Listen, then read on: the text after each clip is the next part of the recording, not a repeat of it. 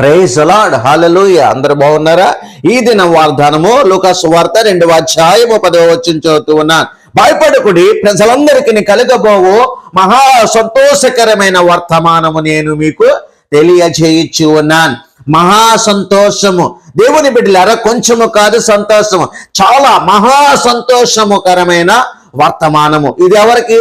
కొంతమందికి కాదు, ప్రజలందరికీ, ప్రతి జనాంగానికి, సర్వలోకములో ఉన్న ప్రజలందరికీ కలగబోవు మహా సంతోషకరమైన వర్తమానము. దేవదూత గొర్రెల కాపరులతో మాట్లాడుచుంది. భయపడవద్దు, క్రీస్తు పుట్టాడు. ఎందుకు తెలుసా? నశించిపోతున్న ఆత్మలను వెదకి రక్షించడానికి మనిషి కుమారుడు ఈ లోకానికి వచ్చాడు. ఆ వచ్చిన రోజు ఇది కనుక భయపడవద్దిక, మీరు భయపడకుడి అని దేవదూత చెప్పింది. దేవుడి మాటను దీవించునుగాక. ఆమేన్.